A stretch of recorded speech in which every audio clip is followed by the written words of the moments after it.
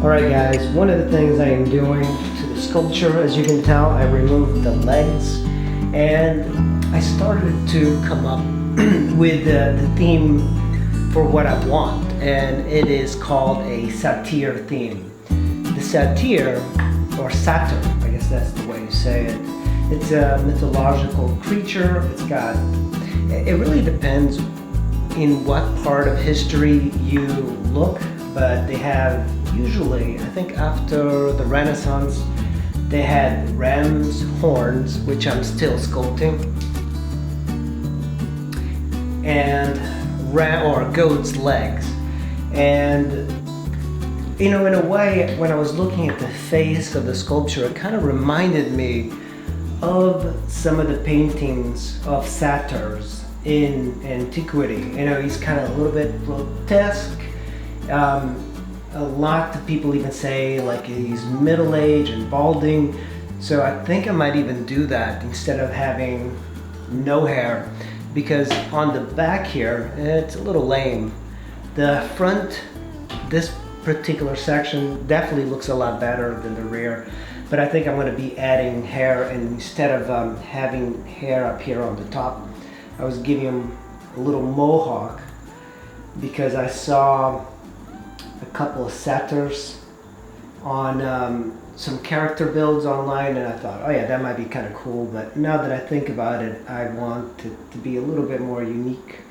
And so after the 19th century, they started to have like ram's horns. And one of the things that happens with this satyr mythology is that there's also association with Pan and the flute, but a satyr is a little bit different.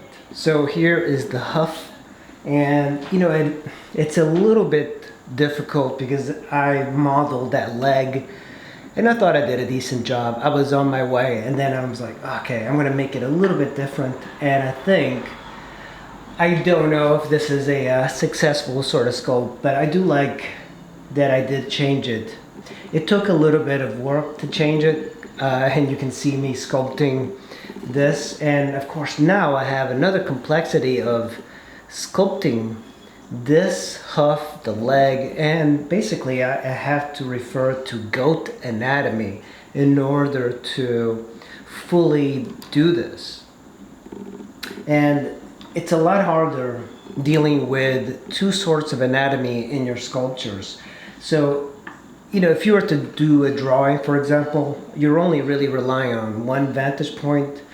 But because I am doing this as a 3D object, you have to rely on various types of points of views, and it's a little bit difficult when you can't really find the exact point of view that you want.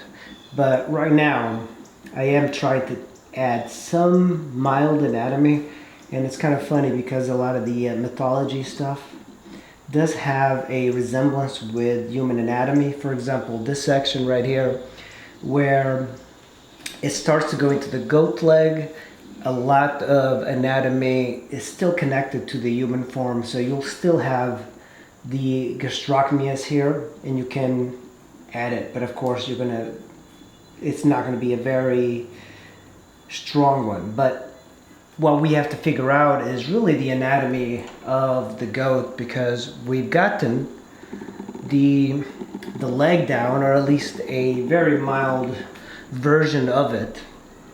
And you can see, so I am using the femur, or the upper leg. It's going to be all human. What tends to happen with this sort of sculpture is that it gets hairy about here. And in a way, I kind of figure that's a way of trying to hide the leg, because if you can cover it with fur, then you don't have to sculpt the knee area, which might be a little bit difficult because it's a combination of human and goat anatomy. So I think I'm going to try and keep it hairless for now, and I'm just going to keep working on these legs, because this is a very difficult thing, but it adds very interesting. It just gives it a whole different style that I was not expecting. One of the things I also use for measuring is just using your tool and going from bone to bone, for example, from this part of the hoof to here and then just taking it across here and making sure that it's the exact same, because there's no foreshortening in the sculpture.